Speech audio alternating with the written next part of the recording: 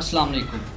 تو ناظرین، ہم بات کر رہے تھے ترائن کی پہلی جنگ میں مسلمانوں کو ہونے والی شکست کی۔ اس جنگ میں راجپوت فوج کو واضح برتری حاصل ہو چکی تھی۔ تراوڑی یا ترائن کا میدان مسلمانوں کے خون سے سرخ تھا۔ عظیم سپہ سالار ہزاروں لاشوں کے درمیان تلوار کے کئی زخموں سے گھائل بے ہوش پڑا تھا۔ سلطان کے وفاداروں کو اس کی لاش کی تلاش تھی، جبکہ ایسے میں چند سپاہی میدان چھوڑ کر بھاگ نکلے۔ میں ہوں محمد اسامہ مرزا اور آپ دیکھ رہے ہیں ہسٹری ریکارڈ یوٹیوب چینل پر تاریخ ہندوستان منی سیریز کا 3rd ایپیسوڈ۔ ناظرین، دن ڈھل رہا تھا، سپاہی بھاگ چکے تھے اور سلطان کے چند وفاداروں کو سلطان کی تلاش تھی۔ بالآخر رات کے اندھیرے میں ایبک سمیت باقی وفاداروں نے زخموں سے چور شہاب الدین محمد غوری کو تلاش کر لیا اور ایک محفوظ مقام پر لے گئے جہاں بگوڑوں نے قیام کر رکھا تھا۔ سلطان کو ہوش آیا اور واقعات کا علم ہوا تو سب سے پہلے سلطان نے میدان جنگ سے فرار ہونے والے ایک سپاہی کو سزائے موت دی۔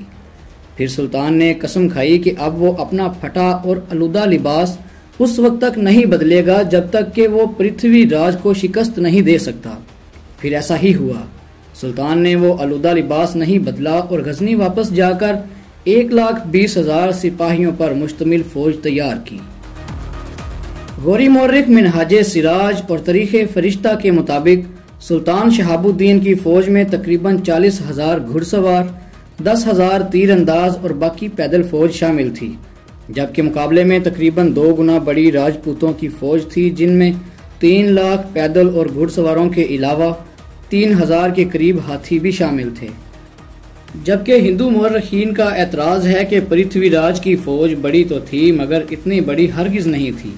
خیر، اب ہندو مہاراجا کی تقدیر میں شکست لکھی جا چکی تھی اور ہندوستان میں اسلام کا پرچم سر بلند ہونے کا وقت آ چکا تھا۔ ناظرین، شہاب الدین نے 1 سال سے بھی کم عرصے میں فوج تیار کی اور 1192 میں اسی میدان کا انتخاب کیا جہاں انہیں شکست ہوئی تھی۔ سلطان نے ترائن میں پہنچ کر فوج کو 3 گروہوں میں تقسیم کیا، ایک حصہ دائیں اور دوسرا بائیں طرف، جبکہ قلب یعنی درمیانی حصے کی قیادت انہوں نے خود کی۔ گھڑ سواروں کی ٹولیاں تشکیل دیں تاکہ چوہان کی فوج کے اطراف پر حملے کر کے ان کی صفوں کو توڑا جا سکے، جبکہ تیر اندازوں کو ابو نامی پہاڑی سلسلے کی پہاڑیوں پر تعینات کیا۔ سلطان نے خاص غلام قطب الدین ایبک کو اپنے ساتھ قلب میں رہنے کی ہدایت کی تاکہ اگر ضرورت پڑے تو فوج کی سالاری قطب الدین ایبک کریں۔ ناظرین، میدان جنگ تلواروں کی گھن گرج سننے کو تیار تھا کہ چوہان نے ایک ایلچی کو خط دے کر شہاب الدین محمد غوری کے پاس بھیجا، جو کہ پرتھوی راج کی طرف سے ایک معاہدہ تھا کہ اگر سلطان بغیر جنگ کیے واپس چلا جائے تو چہامنا سلطنت ہر سال کثیر تعداد میں سونے کے سکے بطور محصول ادا کرنے کی پابند ہوگی۔ یہ پیشکش سن کر سلطان شہاب الدین نے جواب دیا کہ وہ ایسا کرنے کو تیار ہیں، لیکن ان کے لیے واپسی اس وقت تک ممکن نہیں جب تک وہ اپنے بڑے بھائی سلطان غیاث الدین محمد غوری سے اجازت نہیں لے لیتے۔ یہ جواب سن کر چوہان کو اطمینان ہو گیا کہ اب جنگ کا خطرہ ٹل چکا ہے، لیکن یہی سوچ کر اس نے سب سے بڑی غلطی کی۔ ناظرین، راجپوت فوج کے خیموں میں جشن کا سماں تھا، شراب کے جام گردش کرنے لگے۔ دوسری طرف سلطان نے اپنی فوج کو سربکفن ہونے کا حکم دے دیا۔ چند گھنٹوں کے بعد برِ صغیر سے ہندو راج کا آخری سورج ہمیشہ کے لیے غروب ہونے والا تھا۔ تو ناظرین، ایسا ہی ہوا۔ سورج غروب ہو چکا تھا اور راجپوت پنڈاری نشے میں دھت رقص کر رہے تھے۔ سلطان شہاب الدین نے مہاراجا کی فوج پر چاروں طرف سے ٹولیوں کی صورت میں حملہ کر دیا۔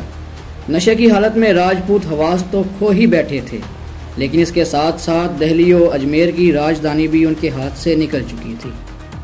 ناظرین، اب سلطان شہاب الدین نہ صرف شکست کا بدلہ لے چکے تھے بلکہ ہندوستان میں مسلمانوں کی بڑی فتح کی داستان بھی رقم کر چکے تھے، جو ان سے پہلے آنے والا کوئی مسلمان جنگجو نہ کر سکا۔ ہندوستان میں اگلے سورج کے طلوع ہونے کے ساتھ ہند کو قطب الدین ایبک نامی مسلمان حکمران مل چکا تھا، جنہیں سلطان شہاب الدین محمد غوری نے غوری گورنر کی حیثیت سے دہلی کے تخت کا جانشین بنایا۔ قطب الدین ایبک ہندوؤں کے ساتھ کیسے پیش آئے اور پرتھوی راج چوہان کے بیٹے اور بھائی کے ساتھ کیا سلوک کیا، یہ سب آپ جانیں گے لیکن تاریخ ہندوستان منی سیریز کی نیکسٹ ایپیسوڈ میں۔ تب تک کے لیے اپنا خیال رکھیے۔ اللہ حافظ۔